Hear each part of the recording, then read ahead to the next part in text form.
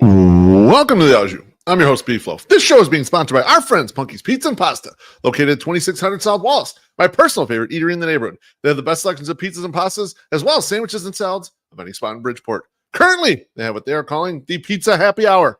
Mondays and Tuesdays only, between 4 p.m. and 9 p.m., you order a pizza from Punky's, and you get 50% off. Yes, you heard that correctly. 50% off of pizzas ordered Mondays and Tuesdays between 4 p.m. and 9 p.m. How in the world can you get 50% off the best pizza in Bridgeport? The Pizza Happy Hour.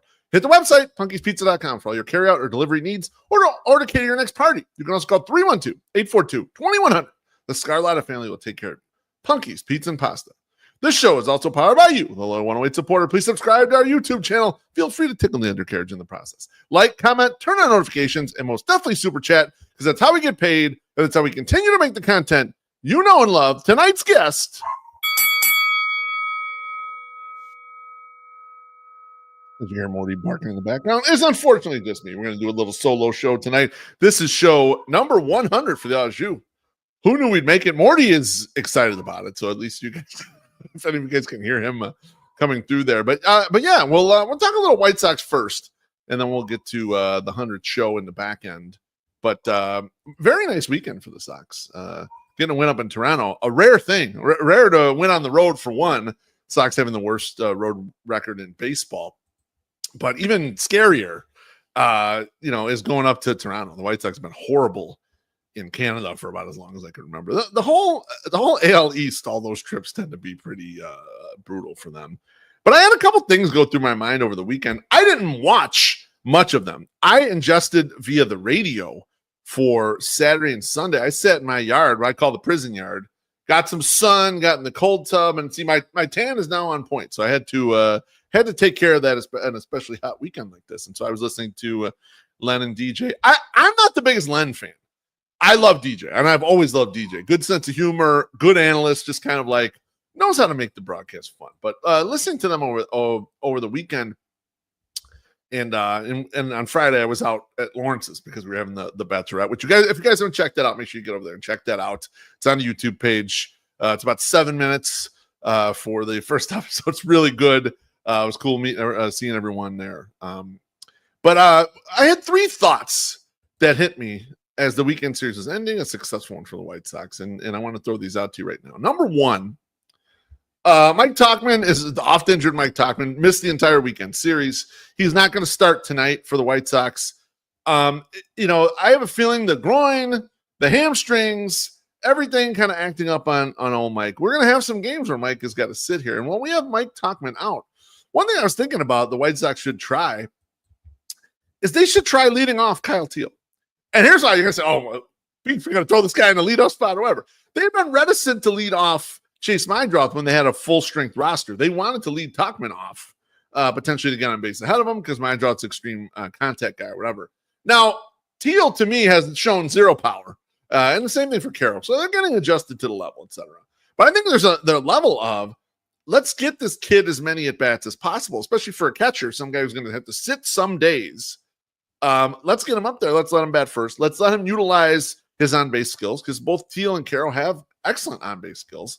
And so I thought, well, why not just let Kyle Teal lead off? Give him a shot to be up top against a righty in that situation. And he has tremendous speed. That's one thing that we've been noticing about Teal is just like, he runs like the wind for a fucking catcher. I don't often see him in a position where he's going to score very much just because offense stinks. But why not? Why not lead him off and try him in that leadoff position a couple times, especially when Tauchman's down? Then you don't disrupt the rest of the order. You can put him at the top instead of Tauchman, and then you can go Meidroth second and Vargas or Benintendi in there, however you want to layer those guys. I know Venable likes to go left, right, to protect against the bullpen. Not tonight, because obviously they're facing the lefty. That's changed up. So that's number one. I would love to see Kyle Teal in that leadoff spot just occasionally, just for educational purposes, to watch how he would work from that spot. I think there might even be less pressure there because there's no pressure to drive in runs. Just take your good at bat, just make your good at bat. And so far we haven't seen the power with him. So I would like to take a little pressure off by putting him in the leadoff spot. Number two, and we are blessed that Grant Taylor was sent up to the White Sox so quickly. In 6 appearances, he's been very good. He only has one blemish, one appearance that didn't go that great. He picked up the save on Sunday. for the White Sox in a 4-2 victory in Toronto. But on Friday night, the White Sox, peculiar choice, they chose to use him as an opener. And he went in there as an opener. He went ahead of Tyler Alexander in what was ostensibly a bullpen game, although Alexander did do 4 innings. And so it did line up a little bit more like a traditional opener. But I would love to see the White Sox continue that. I would love to see the White Sox continue to use Grant Taylor as an opener, maybe not all the time, but once a week maybe, or one time through the rotation, basically. I mean, for me, I would personally put him in front of Jonathan Cannon, but I know a lot of people got concerns about Sean Burke's first innings and putting an opener in front of him. And here's why. If you put a guy like Grant Taylor in the closer spot immediately, on a bad team like the White Sox, you're run into situations where you're going to have to end up using him in spots that are not leverage, not optimal for him. It's really just going to – and you're going to have also games where you end up where, he hasn't pitched in a while. And you don't want him sitting down there forever. You don't want to overuse the guy, but you also want to keep him fresh enough so you're using him often enough. So my thought would be one time a week in the opener, which is high leverage. And selfishly, I want this because, when the Yankees come to town, I want to see him face Aaron Judge. When the Guardians come to town, I want to see him face Jose Ramirez. When the Royals are here, I want to see him face Bobby Witt Jr. And so I would like the idea of using Taylor in that spot. Plus, it still gives him a little bit of the starting thing, right? Like, we're keeping the door open for the starting. Yes, you are excellent at the back of this bullpen, and we love using your high leverage. I also don't want them to do the Pedro Fall thing where he ran Ronaldo Lopez into all the hardest situations fucking ever. Like, I don't want that either. So like, I think a good balance would be one day a week, you're the opener. The rest of the time, we're going to either use you to close a game if it's lining up like that, which is rare for the White Sox. They don't get a lot of leads. Or we're going to use you in a different leverage spot, but give you a nice clean inning and, and limit the stress, but get opportunities to use it. He's looked terrific so far. I don't think we've even scratched the surface on Grant Taylor. To me, he's been pretty sloppy. Like, on every appearance, he has a bunch of non-competitive pitches, but you just realize when you have that good of stuff, how big of an advantage you got already. Because even if you fuck up a couple of times, it don't matter. Because when that 102 is coming in there, it's hard for them. It's hard for these guys to square it up. It's hard for them to hit the ball hard. And so we run in that. So I would default to using him in those spots. Use him in the opener a little bit. And I would love once a week. And Dan in the comments says, yeah, I love an opener for Burke. Yeah, Burke, Cannon. I mean, a bunch of these guys could in theory use an opener. So let's do that. Number 3, last Sox thing I want to touch on before we get on to 99. Well, this is 100 episodes of the Au Jus. Ryan Nota. Ryan Nota is catching a lot of shade from all of you out there in Sox Twitter. Something we have to remember about this, okay? The White Sox, the way they're going to build a roster. I saw it today in the Scott Merkin put up someone asked a question about Gats when they're going to spend. Don't even fucking think about spending. You're not even close to spending anything. You're going to go out there and buy a bunch of guys and have a 68-win team. Get the fuck out of here. They're still building, and he's smart to continue that thesis on this. Is just, we're building. When we see an opportunity, we'll take it. But we shouldn't just put $150 million payroll out there just for fuck's sake. Let's get this thing. He should focus on the shit that's important and building up the infrastructure, which I think he is. And part of that, though, is finding waiver bait that you turn into actually major league guys. And so the White Sox are going through that process right now after trading off Andrew Vaughn. He was an immovable object in that spot. You couldn't get him out of there. He had the spot, and there was no way. Now, with him traded off, you have an open spot there. And I know people have complained, well, they could have given that to Tim Elko. They gave Tim Elko a little bit of shot there. He'll get more shots. But in the meantime, we're trying Ryan Nota. And so after the guy bats 12 times, I don't need you to get frustrated already that, okay, what's this guy doing here? We're going to need to run through those guys, right? If Ryan Fuller likes a guy, they should bring him in. They should try him out, and especially in these bat-only positions where you can cheaply get a guy sometimes that is a good producer, and the White Sox haven't been able to do that in a long time. First base, DH, left field, those are spots where a lot of times you get a guy on the cheap, and they can become really successful in their fucking waiver bait because, well, the other team couldn't figure out how to unlock it, or they didn't have the playing time for him because they don't have a position, et cetera, et cetera. There's no need to board lock those spots just yet. Let those spots flow free. Yeah, the comments just kept the whole back around. Those are the kind of opportunities, right? Take those shots. And look, with this team, Ryan Fuller is going to need to find us another Ryan O'Hearn. All right. He found Ryan O'Hearn. It was with the Royals. He ain't for shit. They bring him to the Orioles. He's going to be an all-star this year. He's going to be the DH all-star in the American League. The White Sox need to find shit like that. And so what you as a fan need to do is shut your brain off that the guy is, 2 for 22 or whatever, and let it play out a little bit. You're not saying you can't get pissed. You get pissed, but give it a little bit of time. Give these guys some runway because we got to try some of these guys out because some of these guys might become fixtures for a couple of years if you do a good job in harvesting them. I know the Han Williams era stunk at this, especially the Han GM portion of that. We're pretty poor at finding waiver bait guys that could be like a league average player or whatever. Block that out of your mind. The only way to build this the right way is going to be able to do that. And so I know Ryan Nota is probably frustrating you, and you're like, why the fuck is this guy in the lineup every day? I think they're just trying to figure out what's what. I think they like what they saw. They want to give it a shot. And hey, it might not work. It probably won't work. The waiver bait guys generally do not fucking work. But you're going to have to give them a little runway. So for you as the fan, block it out, man. Turn away during his plate appearance. Go take a piss, grab a glass of wine, whatever. Don't worry about it. Let it get to about 100 plate appearances before you're like, okay, let's run this fucking guy out of here and let's try the next one. But it's okay to try these waiver bait guys. It's, teams on the downside do this, and teams that are good do this and try to fix a guy and try to figure it out. And the White Sox need to become one of those teams. And maybe Miguel Vargas is giving you a little bit of, a lift up that they could become one of those teams. So those are my 3 thoughts on the White Sox from this past weekend. They're just running through my head. So let's get on to it. And HBIC says, hey, friends, congratulations on 100. Thank you, HBIC. Appreciate you, my friend. I know that wasn't a super chat, but I'm dying to take a drink of wine there. So the Au Jus 100 episodes. How did we get here?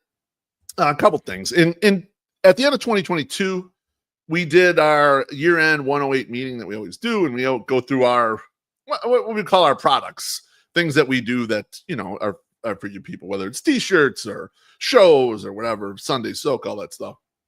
And I got to the point where I told the guys, look, I got more to offer. I got more to put out there. It doesn't all fit into the 108 podcast. And I want to do this separate show. And I don't have a name for it yet. I'm thinking about it, but I want to do this thing. And I asked the boys, I said, you okay with me doing it? It will have no sponsor because we got to prove that it actually could work. It actually could be a thing. And they were both very supportive. And they were just making sure, like, hey, you do a lot of planning for the normal 108 show. And then you're going to pick up this show too. Is this going to be too much? But I always just felt like when we do the 108 show, there's shit that we can't fit in there. There's Sox conversations that we don't want to put in there because they go too fucking long, right?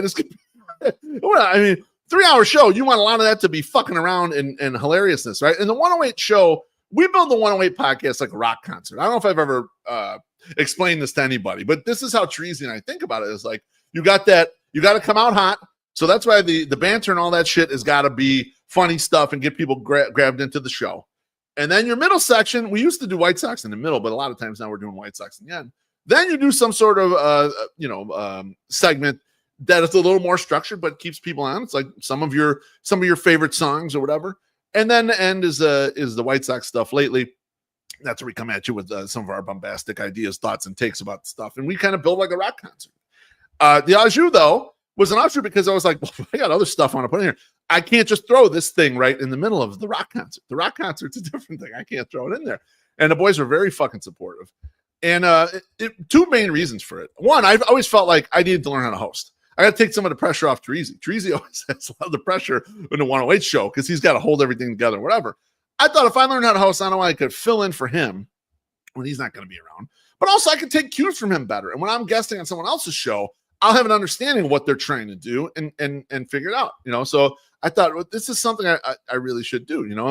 I'll be able to tune in when I should expound on a topic, when I should sit back and shut the fuck up. If I do my own hosting and figure out where that stuff goes. And so I just think that, that was a good idea from that perspective.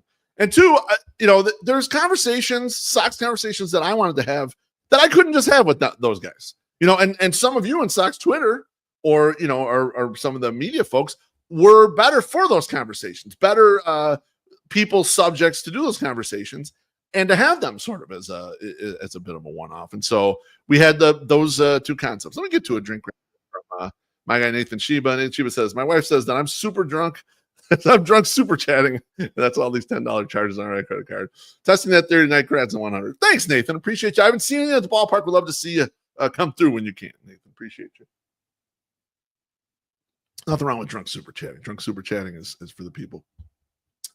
And so one problem.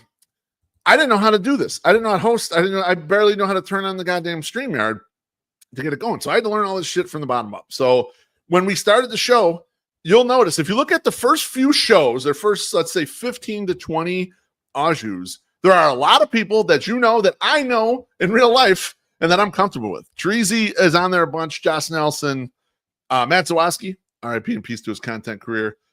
James Fox, White Sox Dave, Alex Rude, Ian Eskridge, Jordan Lazowski. Like, these are people I know. I know them. I've met them in person a bunch of times. I'm comfortable with them. I know I'll be able to have a good conversation with them, even if I do not know shit about hosting. And so that was how we kind of got the thing started. But you can't only do conversations with people you're just friends with. I needed some of you to actually give a shit and want to watch the shows. And not that you don't want to watch those guys and me do stuff, but I had to reach out and get some media friends and people on here. And I also wanted to learn some stuff from them because a lot of these people have been doing this stuff for a long time. And I thought, I'm going to have them on the show. And what they're going to do is they're going to explain to me how they made their career in media. And those episodes are great. And those are ones you should look back on from that first season. Chris Tannehill, Shane Reardon, Chris Lanuti, Jim Margulis. Tom Fornelli was probably my first real big get. Someone had a lot of Twitter followers and a lot of cachet. And he was on here. He was nice enough to be on here 3 times. And while he's not a Sox fan, it's tough for me to get Fornelli back on here, but maybe we'll get him on here kind of later on when when we're getting college football season rolling up. Maybe I'll get him to pop in here, talk a little college football with us.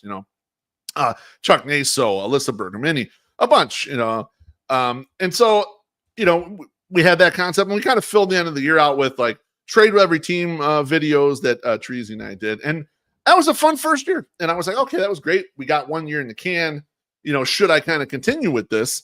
And when we've gone into season 2, and now we've got Punky's in tow, and Punky's has been a terrific sponsor, by the way. I got to say, Punky's will go along with every fucking stupid ass fucking idea I've got. GFY awards, fucking, and we're gonna make up these awards where we make fun of people, and you're gonna give out gift cards. And they're Vince and all the Scarlets, we're in for that. We want to throw out bags when we did our live show at the Ramova with Sox Machine. I want to throw gift bags out there. Can we have some have some gift? Yeah, anything you want, be so. Punky's, the Scarlets have been so supportive of all this shit going forward. But I thought year 2, I'm like, I got to push myself. I got to get out of my fucking comfort zone, quit and get out there and to talk to some people that I don't know as well, and that might be interesting guests to you guys. And I, in season 2, I had Steven Nelson on from Dodgers broadcast, who was a Sox fan and who I've met before, but I don't know very well. But it was a great conversation, Eddie Barstool came on here and really schooled me on some interviewing tips. Like it was that's a great episode to this day. If you want to learn about interviewing, go back and watch that fucking thing. Eddie's just like a treasure trove of information, as the Barstool guys all are. You laugh and think that they're just cut ups and knuckleheads. Guys are fucking really smart and know a ton about doing this shit, and it's been so helpful to me. I got fans from other teams. I got Danny Rocket, Cubs guy on here. I got the infamous Patches O'Houlihan, the Yankees fan. It was great to have her on here. I had Rob Hart, Julie Swyka, Kevin Kaduk, John Greenberg, Barstool Carl. A thrill for me was to get Joe Sheehan. Joe Sheehan newsletter, Baseball Prospectus back in the day. I was shocked that he was willing to do it. I shot him an email. I'm a longtime newsletter person, subscriber. And he's like, absolutely. It sounds great. I'll do it. I was like, you gotta be kidding me. This guy's coming on my show, guy who I've been reading for a million years. But that really forced me to get out of my comfort zone and make me feel better about like, okay, I think once we got through season 2, I thought, okay, I think we can do this. I think we got something here. Now we have something to go with. And I didn't tell Therese or MSS this thought process, but before the 2025 season of the Au Jus, which we're currently in season 3, I wanted to refocus the conversation. I think we've gotten to the point where the White Sox Twitter content gold rush is gone. So everyone who was here trying to capitalize on the White Sox being good, to get their voices out there, get their podcasts out there, to get themselves some fame, climb up the media rungs or whatever the fuck. They're all gone. They're all the waves went and got them and pushed them out of here. So now it's only the real fucking sickos that are still around, that are still churning out content with regularity. I get it. Some people, they'll put out some stuff occasionally. I'm talking about the people that are, week in, week out are grinding this fucking shit out there. There's not a lot of us out here, and it's a real sick maniacs.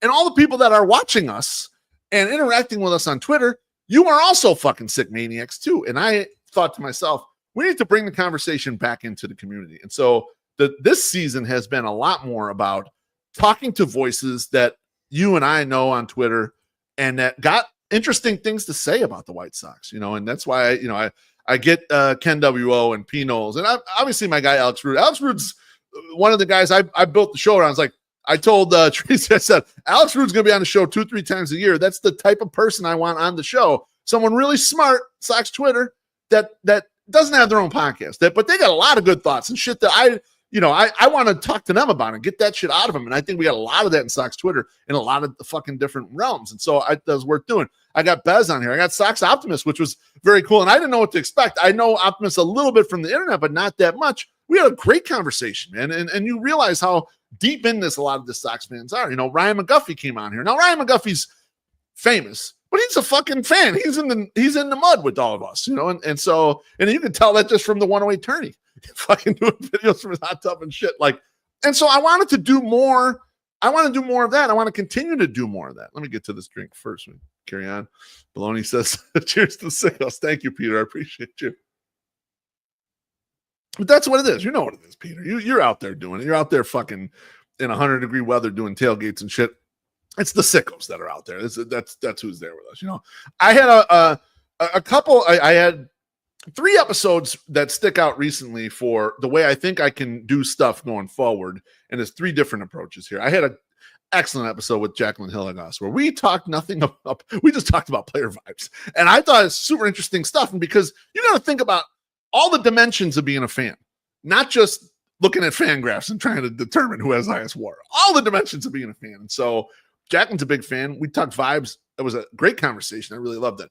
I brought Rob Hart on here to speculate about the 78, the Ishbias, and what we think might happen or whatever. And I got a lot of feedback on that. We don't know nothing. We're just guessing, looking around like this could be this or whatever. And I think a lot of conversations need to go kind of in that direction.